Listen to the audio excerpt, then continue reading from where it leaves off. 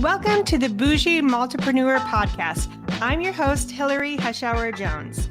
Tune into my show where we discuss how to attract more money so you can spend more money. Hi, welcome back to the Boujee Multipreneur. I'm your host, Dr. Hillary.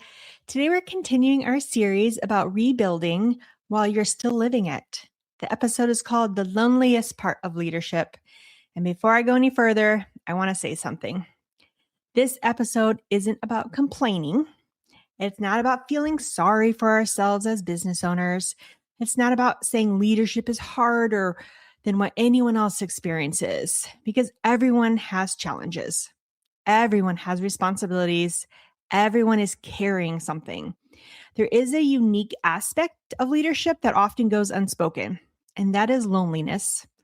Not physical loneliness per se, not necessarily being alone, but the feeling of being the one everyone else is depending on. The feeling of being the one people come to when they need answers. The feeling of carrying a responsibility that nobody else fully understands. And if you've ever felt that way, I want you to know you're not the only one, because leadership can be incredibly rewarding, but it also can be incredibly lonely. One of the things I think people misunderstand about leadership is that the higher your responsibility grows, the fewer people there are who truly understand what you're carrying. When you're the business owner, your employees see one version of the situation. Your clients see another, your friends see another, your family sees another, but very few people see the entire picture. Very few people see all the moving pieces, right? The payroll, the staffing, the financial decisions, the legal decisions. Then you got the family responsibilities, the personal responsibilities, the future planning, and then the unexpected problems. And sometimes that creates a feeling that's difficult to explain.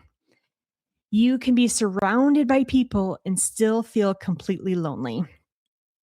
I think this feels like being pulled at like different angles. Like if you are one of those like stretchy little arm leg characters and you're just being pulled and pulled and pulled and keeping a smile on your face the whole time. You have all this stuff. Or my least favorite is when people go, "Oh, you do all that and you have all this time? Wow, must be nice to be a business owner and work on your own time."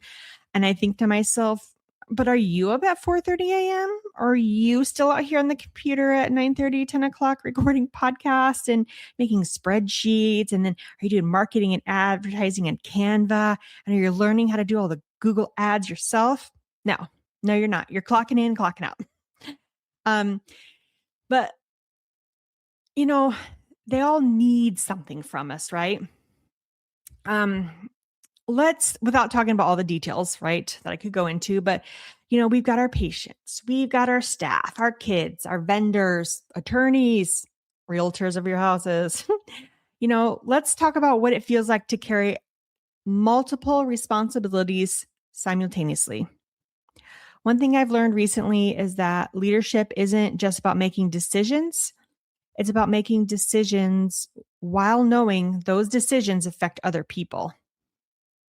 Especially if you have employees, right? You have a family, you have kids. That weight there can feel heavy because when you're leading a business, the decisions aren't about you. They affect your team. They affect your patients. They affect your clients. They affect your family. And sometimes there isn't a perfect answer. It's kind of like when I wish there was like a manual to life and I could just open the chapter up and be like, "Oh, yep, there it is. It says, don't worry." Okay, good. It can be exhausting, right? Which brings me to something I think more leaders need to talk about, and that's decision fatigue. The decision fatigue is real. I don't think most people realize how many decisions a business owner makes every single day. Not just the big decisions, but the small ones, the constant decisions.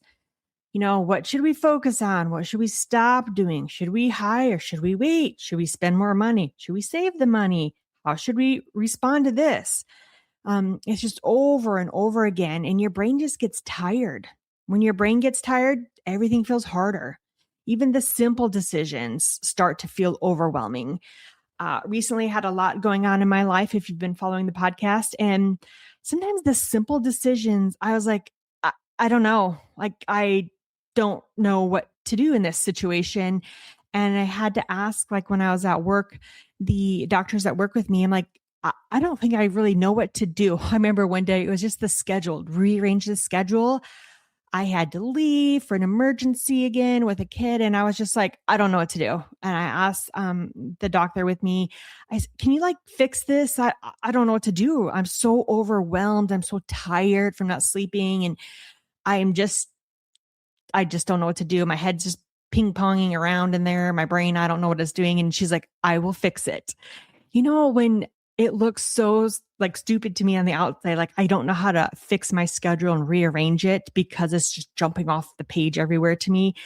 That's when you reach out and you ask for a little bit of help, right? And knowing that, okay, on a normal day, I could rearrange my own schedule. On that day, it was like, a 9 out of 10, put fires out in my life kind of day. And so, asking for help and then, being willing to make some decisions despite uncertainty. Like, I don't know if this is going to be the right thing for the business. I got so many things on my personal plate. I'm going to try this, we as leaders secretly believe that we should know always what to do, right? That the leaders, we should always feel confident. We should always have clarity in our business. But the truth is, many successful leaders spend a significant amount of time figuring out as they go. That's crazy, right? I am such a planner. I mean, I would rather just plan out the next 5 years personally and just, chapter by chapter go. But leaders are willing to move forward before everything feels certain. And that's an important distinction because confidence doesn't come from clarity or certainty of what's going to happen. Confidence comes from experience. It's from us doing it before, right? It's from me having multiple business before and multiple employees and knowing the right things to do based on my past experiences. And the confidence from surviving difficult seasons in the past, knowing I can survive this season again. The confidence from looking back and realizing, I figured this out before. I'll figure this out too.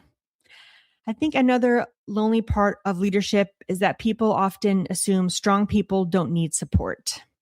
Have you noticed this?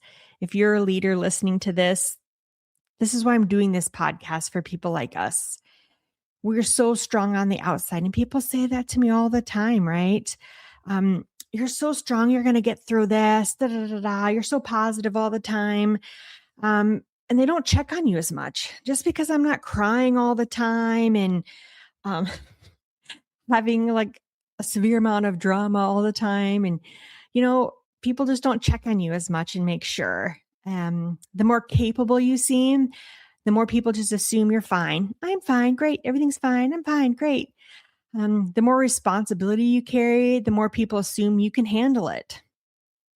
She handles all these businesses and kids and the whole house on her own and and maybe you can carry it all. But that doesn't mean you should have to do it alone.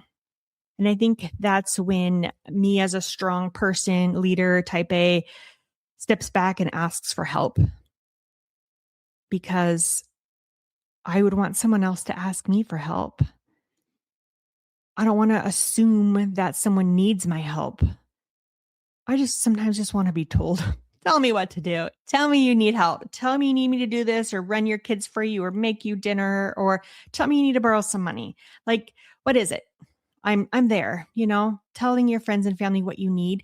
And most recently, opening up about my personal struggles and my tornado of life hitting down that to my employees and my team at work that I'm struggling, I need help, and them pulling together versus me just halfway showing up all the time, right?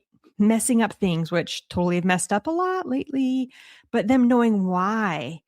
That way they're not going to be upset later when I do mess up, or they're going to try to take some things off my plate, or they're going to ask me how I'm doing. And then I'm going to respond and say, not very good today. It's been awful, or it was better than yesterday. I can still be positive, but don't lie, don't fake and say, it's fine, it's fine, it's fine, everything's fine.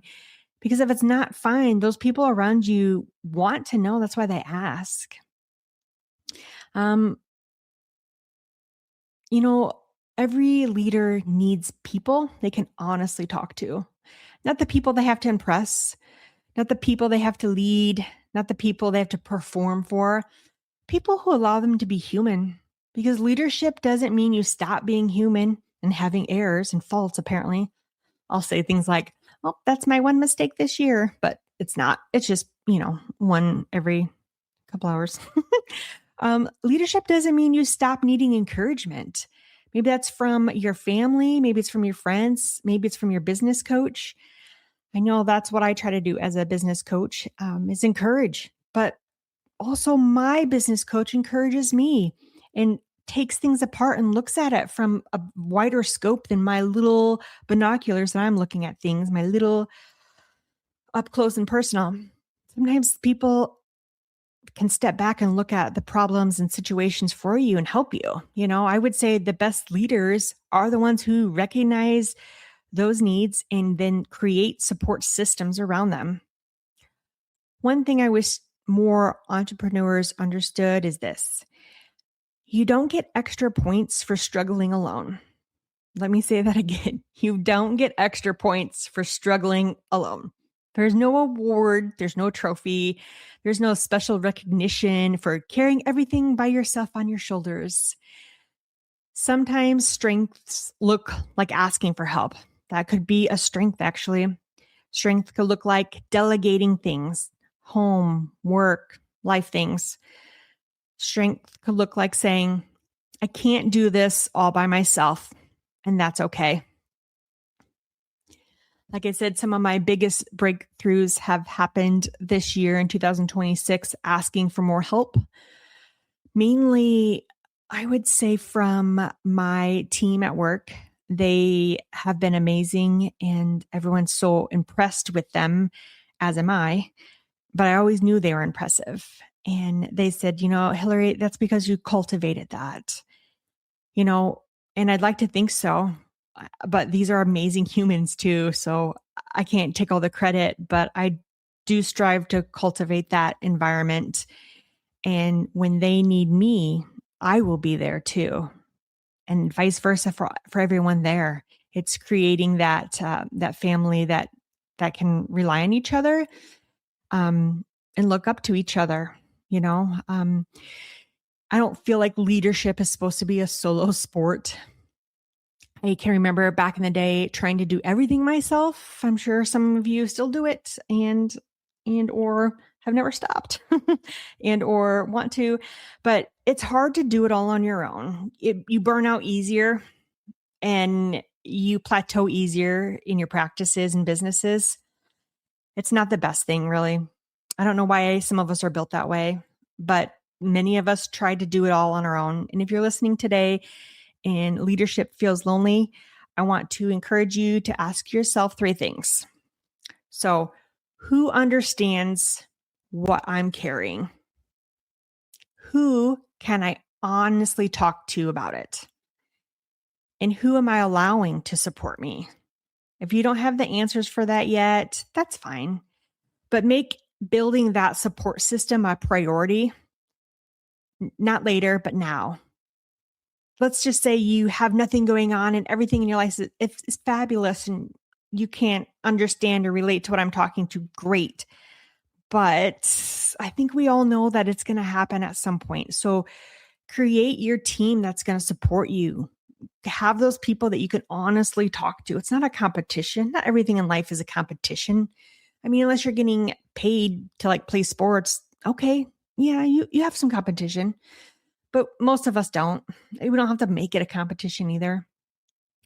Your business deserves a healthy leader and your family needs a healthy leader. And you deserve the support too, not because you're weak, because you're human. And human beings were never designed to carry everything alone. So thank you for spending time with me today. If this episode resonated with you, awesome. Let me know what you liked about it. Share it with another business owner or person Doesn't even have to be a business owner, because I feel like a lot of this stuff ebbs and flows over different transition areas, but someone that might want to hear it. And remember, being the leader doesn't mean carrying everything yourself. I just have to tell myself that every day, put it on a sticky. I might tattoo it on my hand. I haven't decided yet. I'll have to plan for that, right? Just kidding. But thank you for listening. I will have one more episode similar coming up, because this is the season of my life I'm in, and I feel comfortable talking about it now. I will see you next time on the episode, and get out there, be a money magnet, find some coins, and thank the universe for throwing money at you.